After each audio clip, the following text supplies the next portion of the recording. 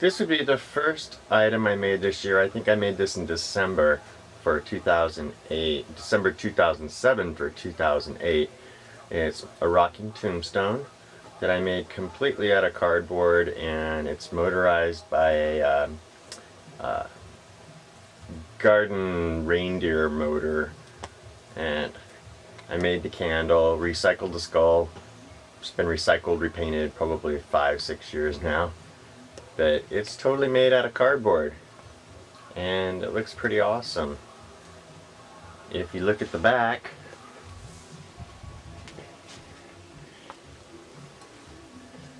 you can see the motor, the mechanism, the motor tipping it back and forth. Pretty simple. Came out pretty cool. I like it. One of the first things I designed this year was a guillotine. I wanted to make a full-size 7-foot tall guillotine to put into the living room, and I thought it would just be fun because this year I'm just building stuff that was fun to build and was Halloweeny. And so anyhow, this was the drawing I did in November, and I started building it in January, and I think it came out pretty good.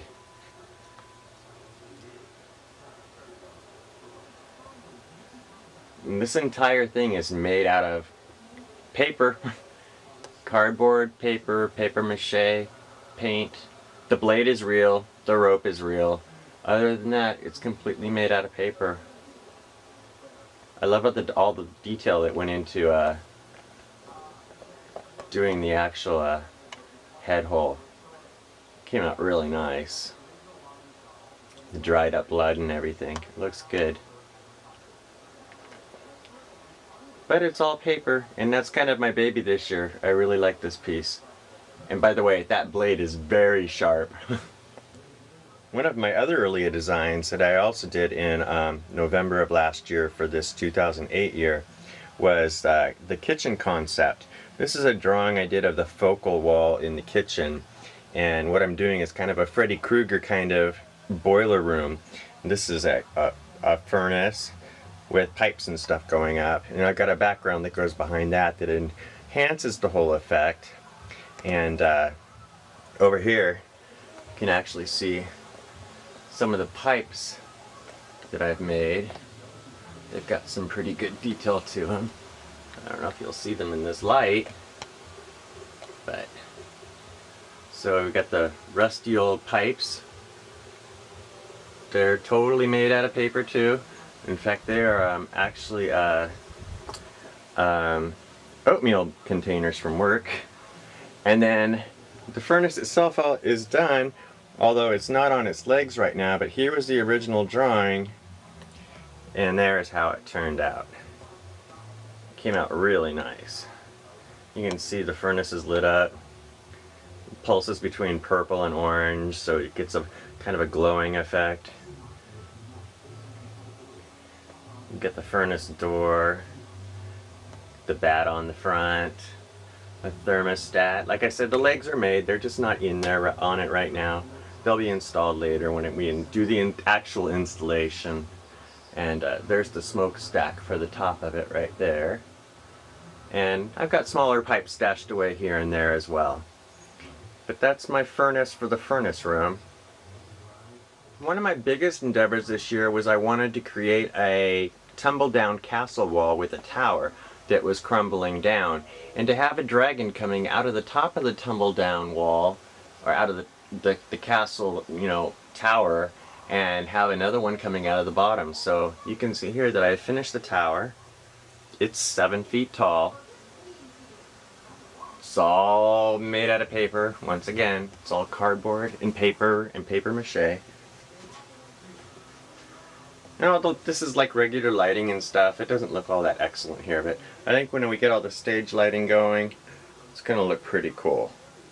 But the biggest thing was the dragons, and that posed a problem all of itself. Dragons I knew were going to be the biggest problem. What I ended up doing was picking up a couple of reindeer for Christmas and stripping off the lights. And this particular dragon right here, he came out pretty cool.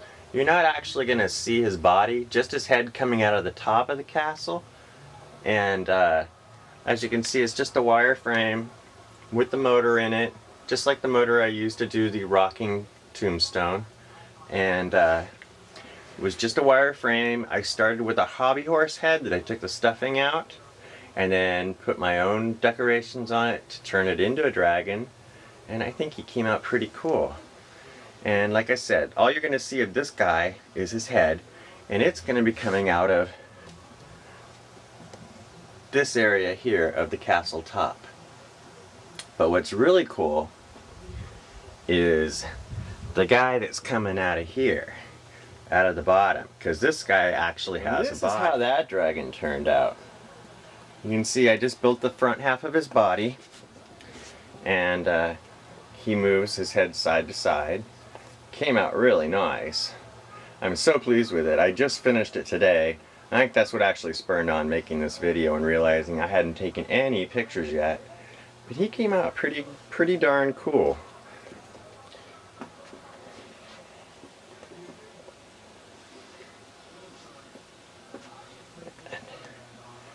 Get a little detail of his face here. Isn't he pretty? Yeah, he came out really good too. Another, Christmas reindeer. I just folded his legs up inside and used a hobby horse head to start the form for the face. And, for the eye placement and everything. And it came out really good, I think. If you hold on, I'll show you what he looks like coming out of the castle. And that's how the dragon looks coming out of the bottom of the castle. I think the effect is nice. Came out good. I had never tried to do a creature before, and I've never tried to do moving items before. So I think this is going to be fun. The kids are really going to like it, I know that. So let's see. How about one more thing? And finally, this is what I built to put around my television. It's a big pile of skulls. I made all the candles, and there's about 96 skulls on here that I purchased all individually. Took a while to collect them all. But this piece right here is actually going to go around our television set, where we'll be featuring various horror movie clips, music clips, etc. And these are a couple of our tombstones. And I think that's all I'll show you for now. Bye!